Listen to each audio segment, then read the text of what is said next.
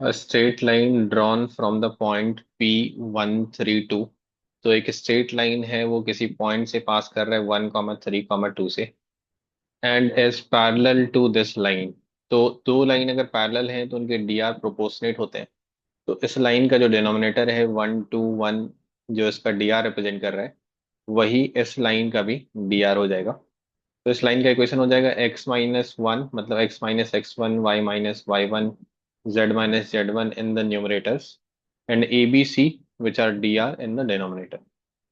तो ये हो गया आपका इस लाइन का इक्वेशन, जो इंटरसेक्ट कर रहा है प्लेन L1 को पॉइंट Q पे। तो कोई प्लेन है आपके पास जिसका इक्वेशन है x-y + 3z = 6, something like this. तो कोई लाइन प्लेन को इंटरसेक्ट जिस पॉइंट पे करता है, उस पॉइंट का कोऑर्डिनेट अगर आपको चाहिए होता है, the point of intersection of line and plane आपको चाहिए होता है, तो आप क्या करते हैं, लाइन पर का एक पैरामेट्रिक पॉइंट लेते हैं by equating it to lambda. तो इस लाइन पे कोई भी पैरामेट्रिक कोऑर्डिनेट जो होगा वो कैसा दिखेगा, it will be of the form λ+1, 2, λ+3 and λ+2।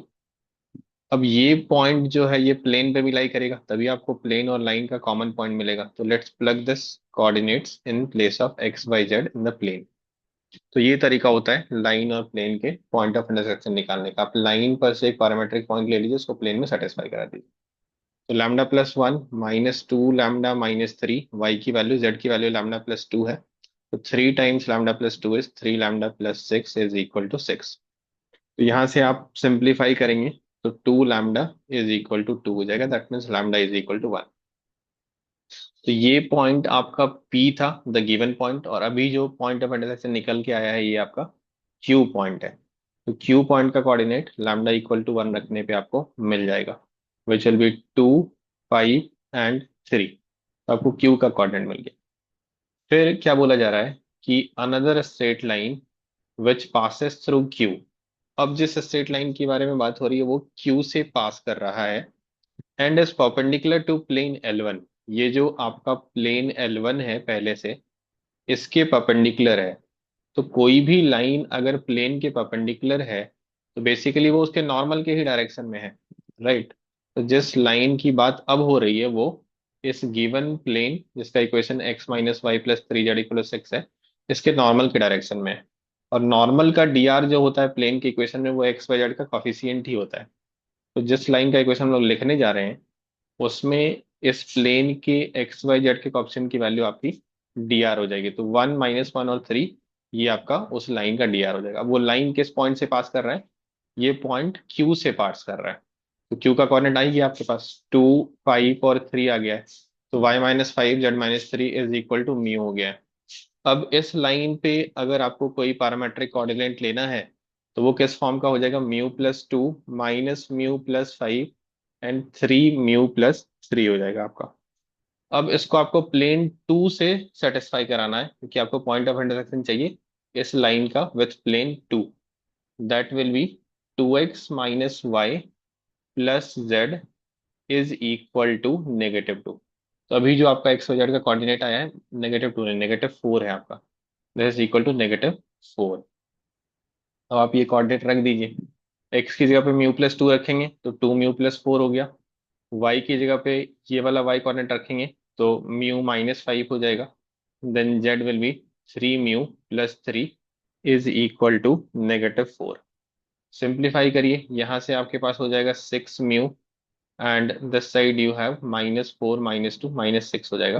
तो म्यू की कोऑर्डिनेट -1 हो गई, और ये जो पॉइंट ऑफ इंटरसेक्शन है इसको पॉइंट आर बताया गया है, तो ये हो जाएगा 1, 6 एंड 0।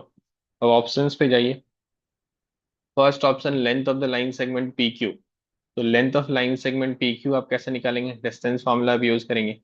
पी का कोऑर्डिनेट क्या है आपके पास, पी यही वाला पॉइंट है 1, 3, 2। पी आपका है 1, 3, 2। तो एक बार लिख लिया जाए इस कोऑर्डिनेट को, पी इज 1, 3, 2। क्यू आपका निकल के आया था 2, 5, 3। एक बार फिर से लिख लिया जाए, क्यू इज 2, 5, 3। तो डिस्टेंस फॉर्मूला लगाइए, यहाँ से क्या हो जाएगा, √x1 - x2 का स्क्वायर, y1 - y2 का स्क्वायर एंड z1 - z2 का स्क्वायर। तो ये √6 आ रहा है। फर्स्ट ऑप्शन में √6 बोला गया है, हाँ, तो ये सही हो गया आपका। और ये हमेशा देखिए है कि which of the following is true बोला जा रहा है, मतलब करेक्ट या इनकरेक्ट में से क्या बोला जा रहा है, अकॉर्डिंगली आप ऑप्शन टिक करिएगा। Coordinate of point are as 163, क्या 163 आया है आपका आर का कोऑर्डिनेट? नहीं है, तो 160 आया है, तो इसको आप क्रॉस कर दीजिए। Centroid of triangle P Q R, centroid निकालिए आप। सेंट्रोइड क्या होता है? x1 + x2 + x3/3, तो ये 4/3 हो जाएगा। y1 + y2 + y3/3, तो this will turn out to be 14/3, and z1 + z2 + z3/3 is 5/3। क्या यही बताया गया है आपको?